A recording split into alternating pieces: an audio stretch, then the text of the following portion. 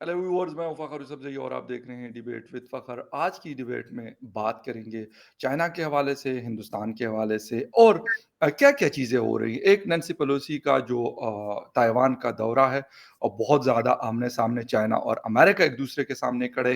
क्या मतलब स्टोरी है बिहाइंड द कर्टेन, क्या बातें हुई या क्या चीज़ है, उस पे बात करेंगे। इसके साथ-साथ हिंदुस्तान में कोई इंडियन पॉपुलर फ्रंट है, कोई तंज़ीम है या ऑर्गनाइज़ेशन, आप जो भी कह सकते हैं, उस हवाले से भी थोड़ी-सी जाँच करेंगे इसकी कि उनके कुछ लोग अरेस्ट हुए हैं।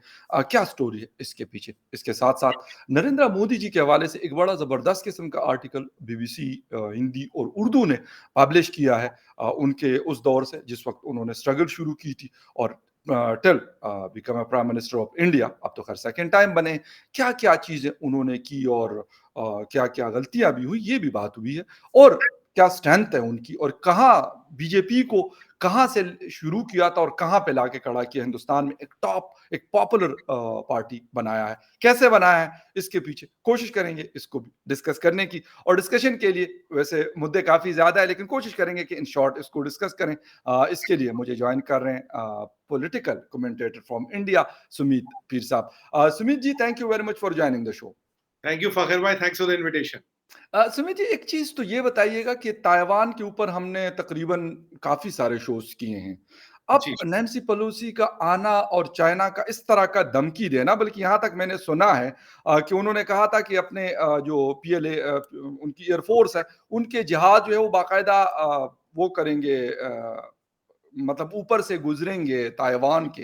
हालाँकि एक अलग से मुल्क है, सारा कुछ है और बड़ी धमकियाँ दे रहे हैं कि ये अच्छा नहीं होगा, इससे जंग हो सकती है, सारा कुछ हो सकता है। क्या है असल स्टोरी, है क्या? वाक़ई ये चीज़ हो सकती है एक दौरे से? देखिए फ़खर भाई, यहाँ बहुत कॉम्प्लेक्स सिचुएशन है अगर आप पूरी सिचुएशन को समझें।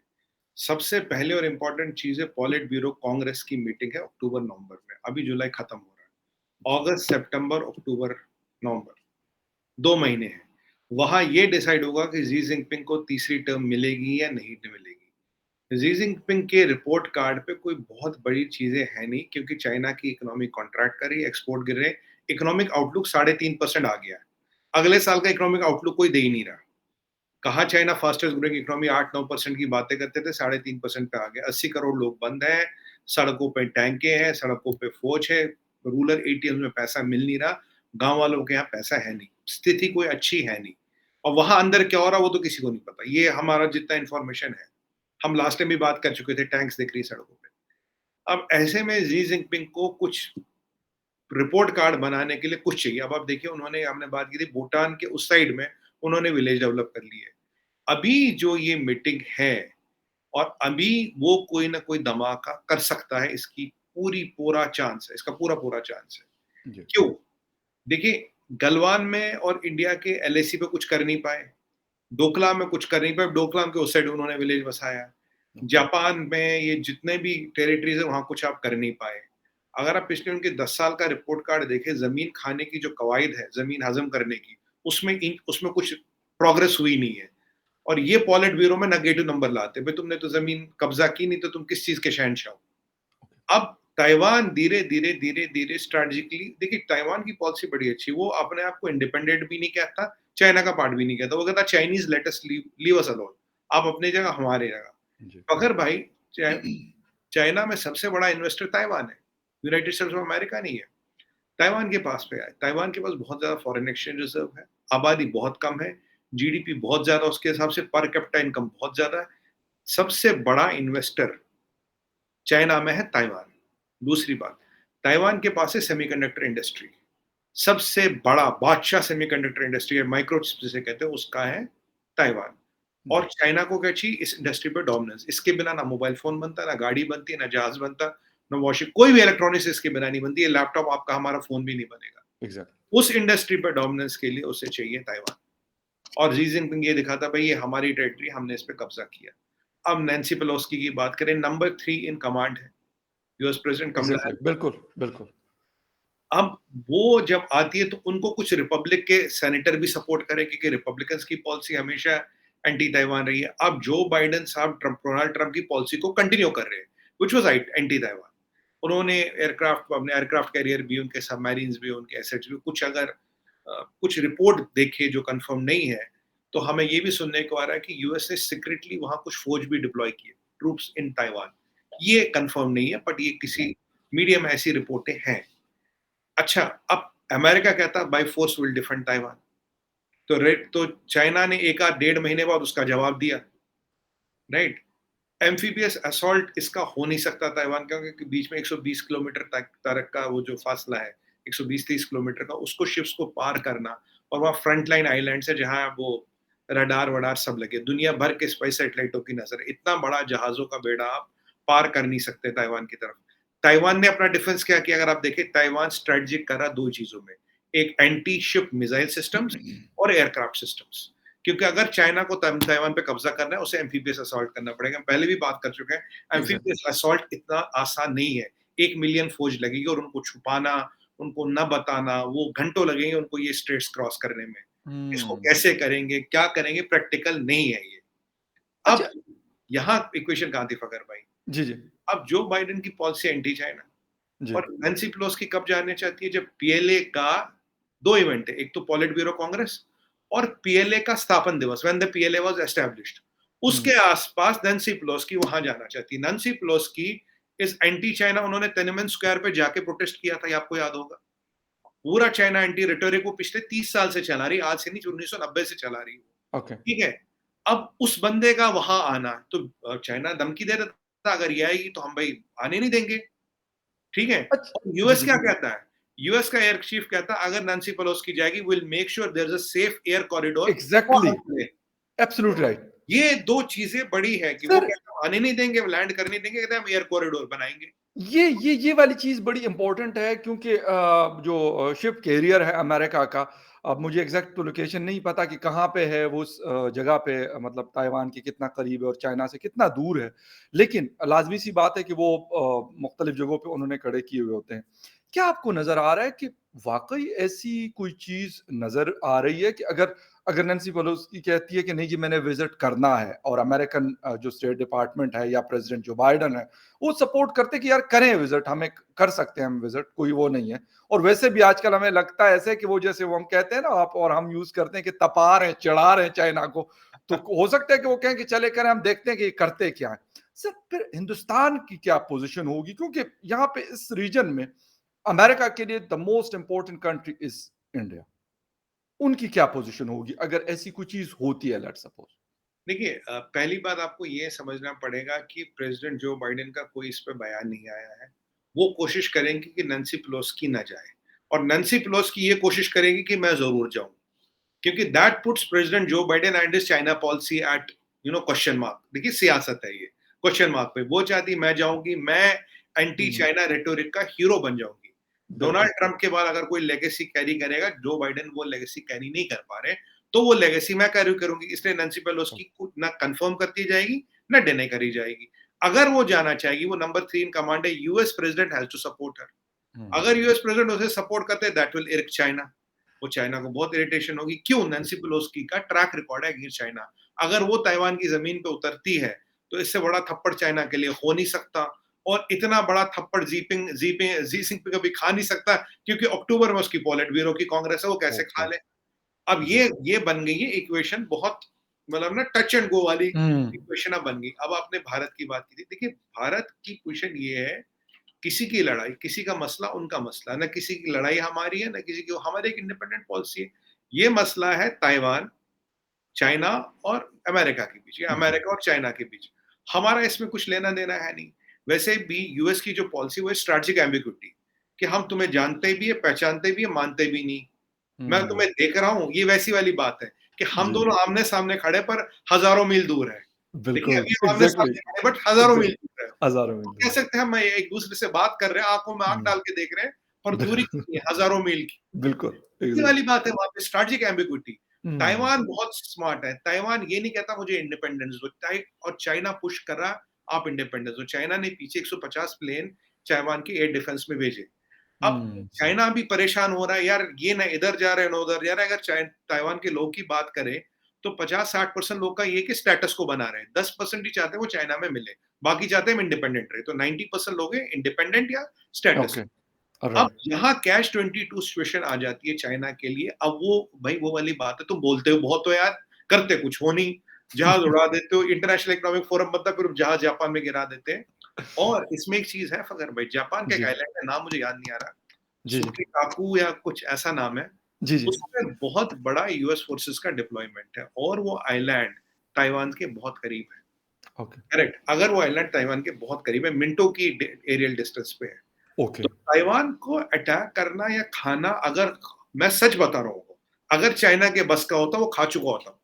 अगर हुँ। चाइना के बस का होता, चाइना ने जब पूरा ताजिकिस्तान निगल दिया, इनर मंगोलिया निगल गया, तिब्बत निकल गया, पामेर वैली निकल गया, इनसे कौन सी रिश्तेदारी बचा रखी है?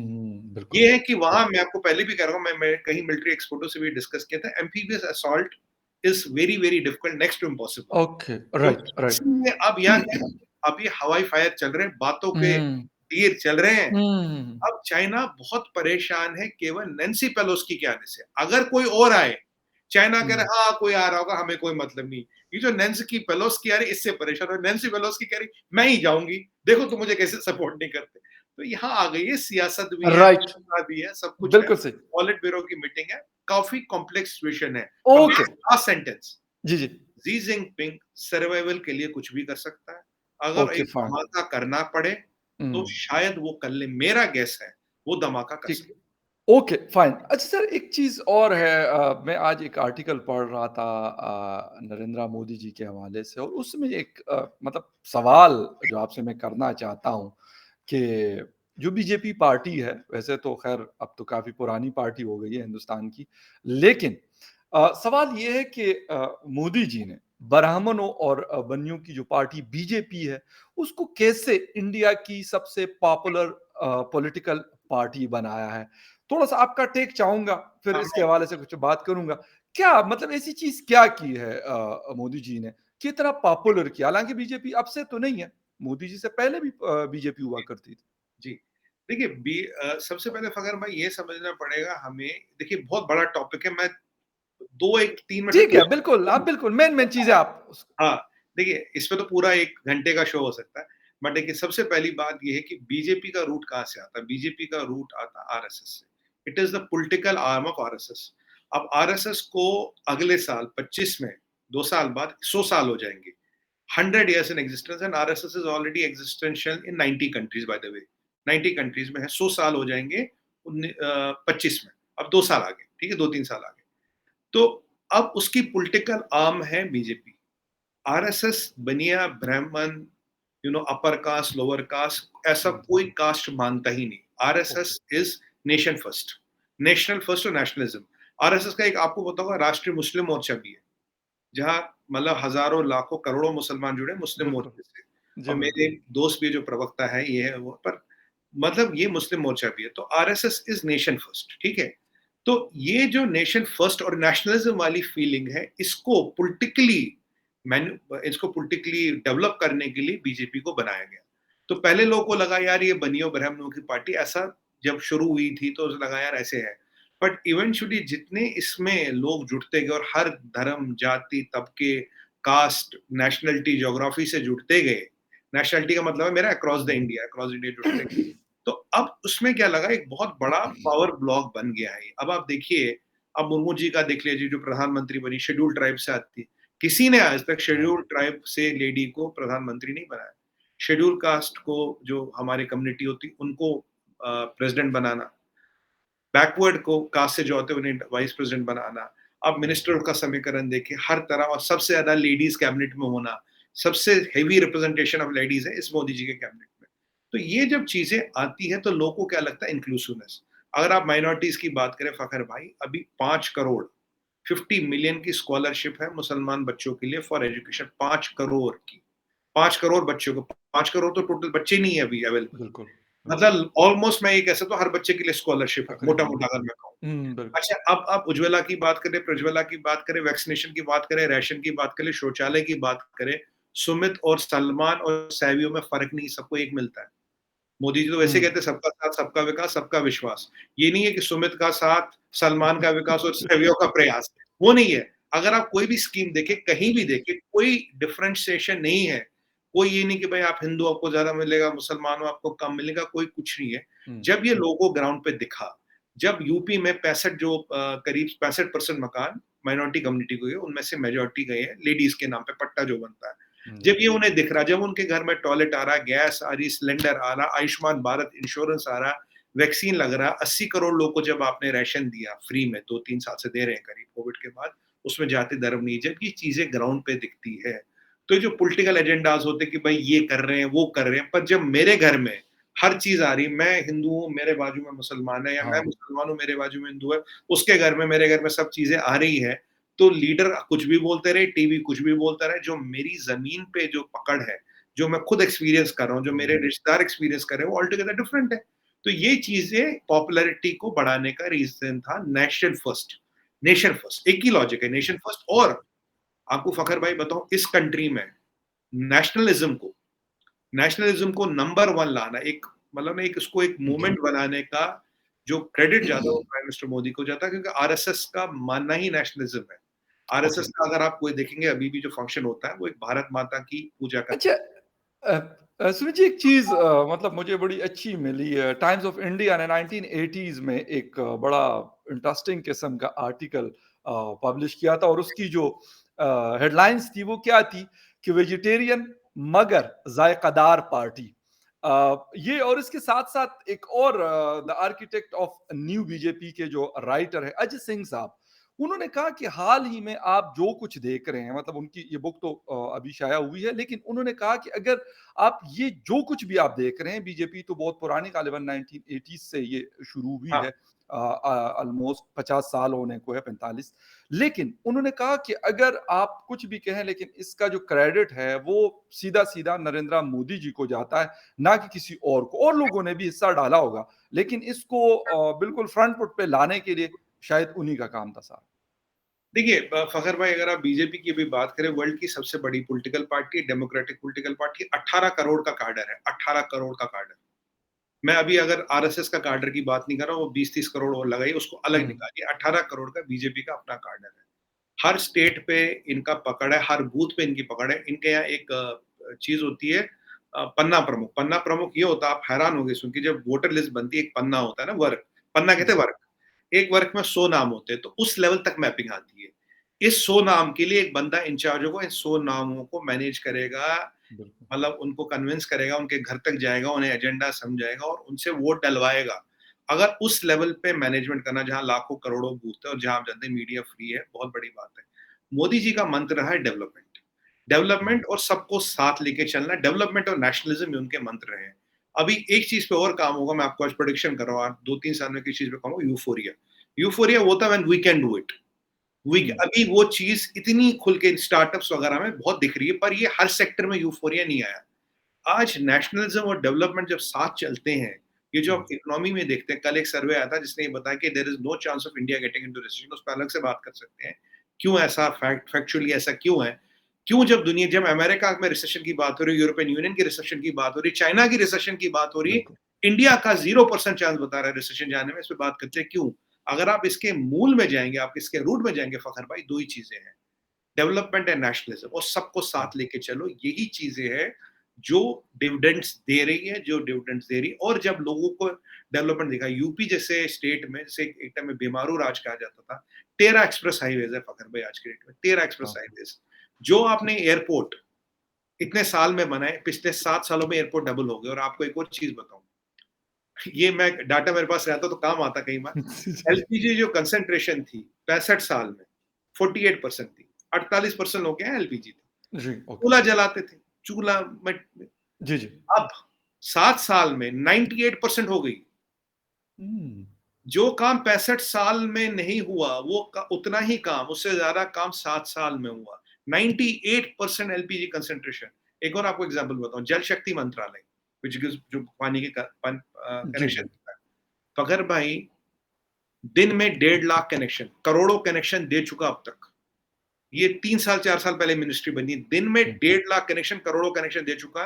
अब कोई ऐसा विलेज, कोई ऐसा कस्बा, कोई ऐसा तबका पहाड़ के पिछवाड़े पे और उसके मतलब वो कहते हैं ना झरने के पीछे और जी, पहाड़ के नीचे, कोई जी। ऐसा नहीं बना जहाँ बिजली नहीं है।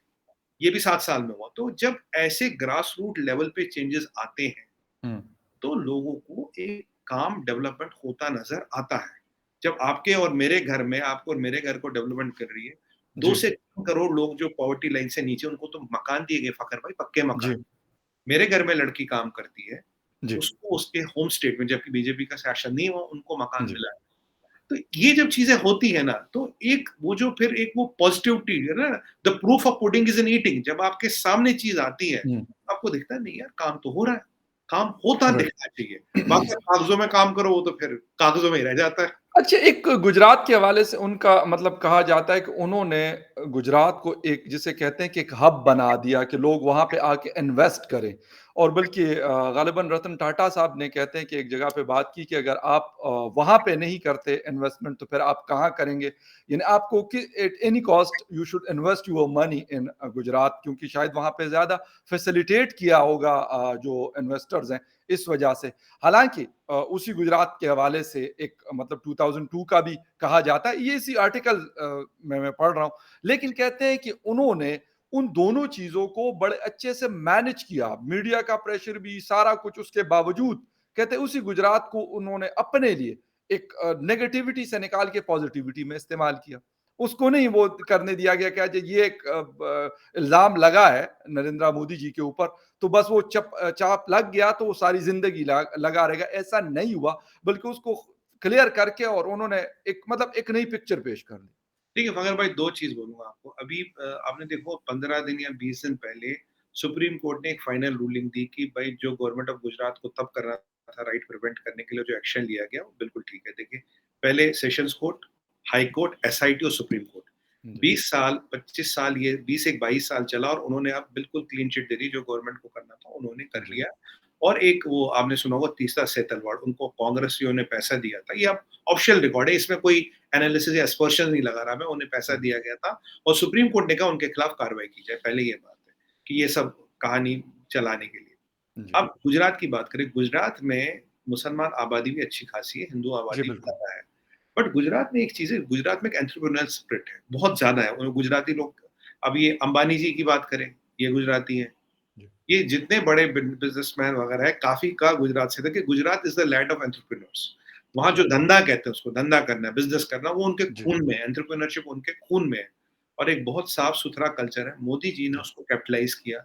वहाँ ऐसा ही गुजरात मॉल ऑफ डेवलपमेंट बना है, उसको ऐसी हब बनाई। अब वहाँ एक गिफ्ट सिटी आ रही है, सबसे बड़ी चीज़ उसमें गिफ्ट सिटी के बारे में, मतलब अब मैं बनाऊँगा तो बहुत टाइम लग जाएगा। गिफ्ट सिटी आ रही है, जो एक मार्वल है अपने आप में। और एक जी, आपको एग्ज़ाम्पल बताऊँ, गुजरात में फ़खर भाई, एक छोटा-सा 1 मिनट लूँगा। एक क्या होता था, एक बार आप गुजरात जाए तो वहाँ चाय नहीं बनती थी। चाय इतना खारा पानी होता था, दूध डालिए तो फट जाता था, पानी नहीं मिलता ओके। था वहाँ। जी, जी, जी, खारा पानी था। अब मोदी जी जब आए तो बोला यार इसका सॉल्यूशन निकालना। अब ये पूरे गुजरात की समस्या है। अब खारा पानी है, पहले तो उन्होंने 2 रिवर फ्रंट जोड़े ताकि पूरे हुँ, साल अहमदाबाद के आस-पास पानी रहता है। साबरमती रिवर फ्रंट आपने सुना जी, होगा। अब इन्होंने क्या किया, इन्होंने बोला तुम पॉन्ड्स खोदो। अब पॉन्ड खोदे, हज़ारों पॉन्ड खोदे।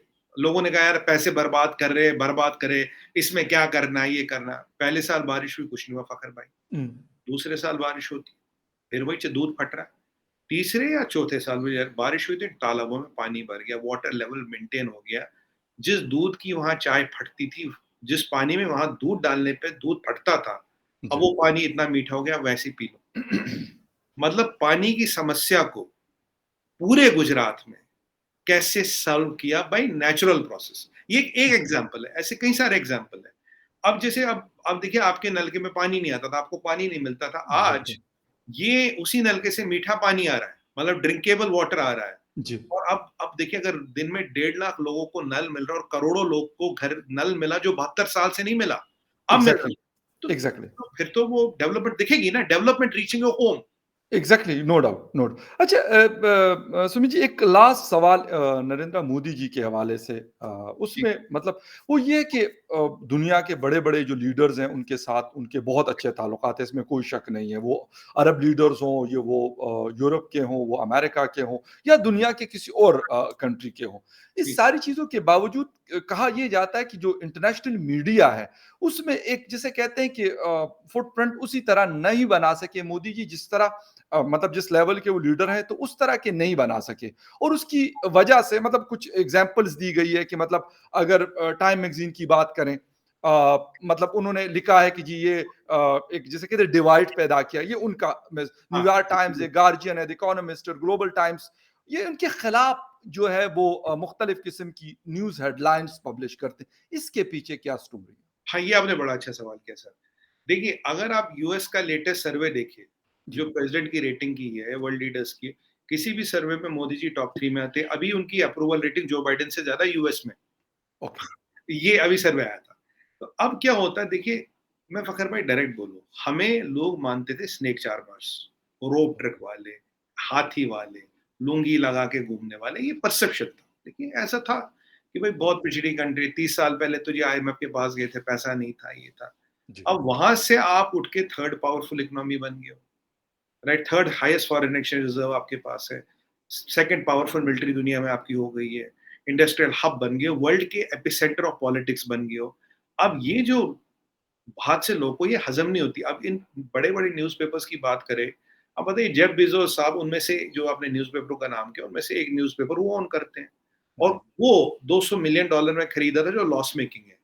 अब लॉस मेकिंग न्यूज़पेपर $200 मिलियन में खरीदने की ज़रूरत क्या है? बिल्कुल। पीछे हमने बात की थी शायद आपसे, इलोन मस्क साहब $44 हाँ, बिलियन हाँ, में ट्विटर खरीद रहे थे। बिल्कुल, अरे बिल्कुल। क्यों? फ़खर यूसुफ़ज़ई और सुमित पीर को मुझे फ्रीडम ऑफ स्पीच देनी, मैं $44 बिलियन लगा रहा हूँ इसमें क्यों? आप जानते हैं ट्विटर को क्यों खरीदा जाता है? जी, जी। अब इनके पॉलिटिकल इंटरेस्ट है। आपको ये भी पता है अमेज़न और रिलायंस में यहाँ काफ़ी टग ऑफ वॉर चल रहा था, यस, राइट? यस। अब जब यहाँ दाल नहीं गलती तो वहाँ आर्टिकल छप जाता है। जब यहाँ दाल हुँ, नहीं गलती तो वहाँ आर्टिकल छप जाता है, वहाँ ये आता है। आज भी ट्विटर क्या बता सकता है कि उसमें बॉट्स कितने हैं? आज ट्विटर ने ये नहीं बताया बॉट्स कितने हैं। आपको एक और जादू यस। बताऊँगा आपको। कोई रैंडमली किसी बड़े आदमी का हैंडल देख लेगा फ़खर भाई, दिखेंगे 4 मिलियन, 5 मिलियन हाँ, फॉलोवर। बिल्कुल, एक बिल्कुल। आप ट्वीट कर दीजिए, उसमें आएँगे 25 लाइक, 20 रिट्वीट। हमारे 5-10 हज़ार फॉलोवर होते, उससे ज़्यादा लाइक और रिट्वीट आते। कैसे? एग्ज़ैक्टली, कैसे? एग्ज़ैक्टली यू आर राइट, बिल्कुल। टेक्निकल पॉइंट बता रहा हूँ। यस, आज बिल्कुल। तक ट्विटर ने डिक्लेयर किया कि बॉट्स कितने हैं। बॉट्स से तो सब पता है, एलन मस्क ने बोल दिया। वो कह रहा तुम मुझे डिक्लेयर करके बॉट्स कितने हैं। मेरा मानना है, पर्सनल मानना हो, आधे से क्या 80% बॉट्स पे ट्विटर। ये मेरा हुँ, पर्सनल मानना है, maybe I am wrong. मैं क्लेम नहीं कर रहा, मेरे को ऐसा हाँ। लगता है। क्योंकि मैं देखता हूँ 5 मिलियन वाले ने एक ट्वीट कर दिया यार, 20 लाइक 20 रिट्वीट, 5000 वाले को उससे ज्यादा लाइक और रिट्वीट, ये कैसे? ये जादू कैसे नहीं, है? पॉइंट बड़ा इम्पोर्टेंट है आपका, ये बिल्कुल। कैसे है? अगर आपका ऑर्गेनिक ट्रैफिक है जिसके मिलियंस में आएँगे तो उसके उसके तो लाखों में लाइक और रिट्वीट आनी चाहिए। अगर एग्ज़ैक्टली, आपके मिलियंस में जेन्युइन फॉलोवर्स हैं, बिल्कुल, दिख तो रहे बिल्कुल। मिलियंस, पर जो औकात है, वो तो हज़ारों वाली भी है। तो ये क्या चल रहा है? अगर आप दोनों को जोड़े, ठीक। देखिए mathematics is the most accurate science, दोनों को जोड़ के देखिए, 2 एंड 2 डोंट ऐड अप। ये 4 नहीं बन रहा हुँ, है, ये कुछ बाय कुछ और बन रहा है। तो लड़ाई कहाँ हुई? लड़ाई तो ये हुई ना, बॉट्स कितने हैं आपके ट्विटर पे? हुँ, हुँ, तो हुँ, अब हुँ। देखिए, अब जैसे अब उनको ओपिनियन स्विंग करना, आपने कैम्ब्रिज एनालिटिका का नाम सुना होगा। अब ऐसे-ऐसे बहुत खिलाड़ी मार्केट में घूम रहे हैं, तो बिल्कुल। उनको दिक्कत वहाँ है कि भई ये क्या हो रहा है, ये इतना नहीं बढ़ रहा। आप मुझे बताइए, इन जितने भी आपने इदारों का नाम लिया अभी, बहुत बड़ी शख्सियतें हैं, उर्दू में कहते हैं इनको। जी, बिल्कुल। आईटीयू2 बना, मेरे दोस्त यूसुफ फखरज़ई ने प्रोग्राम किया अपने चैनल पे उसपे, इन्होंने प्रोग्राम किया। इन्होंने आईटीयू2 के बारे में लिखा? नहीं लिखा। नहीं, नहीं, क्यों नहीं। नहीं लिखा? That gives you the answer. Exactly, बिल्कुल सही, बिल्कुल सही। बहुत सारी चीज़ें हैं और आपकी बात सही थी कि ये टॉपिक ऐसा था कि इसके ऊपर शायद हम घंटे का भी शो करते तो ये खत्म नहीं होना था, क्योंकि और भी बहुत सारे क्वेश्चन थे लेकिन क्योंकि टाइम ऑलरेडी हमारा ऊपर जा चुका है, तो किसी और डिबेट में जब नेक्स्ट टाइम होगा तो होपफुली इसको डिस्कस करेंगे इसको, क्योंकि पॉपुलर फ्रंट को भी मैंने इसलिए अब नहीं चढ़ा मज़ीद कि वो फिर टाइम उस पे मज़ीद लगेगा और उसकी डिटेल में बात करेंगे कि उसकी क्या है, लेकिन होपफुली आप किसी और डिबेट में देखेंगे। Sumit ji, thank you very much for your time and viewers, thank you very much for watching debate with Fakhar Yousafzai. किसी और डिबेट में आपसे फिर मुलाकात होती है, तब तक के लिए take care and bye. Thank you Fakhar भाई, और बताएँ कैसे बहुत हैं? शुक्रिया।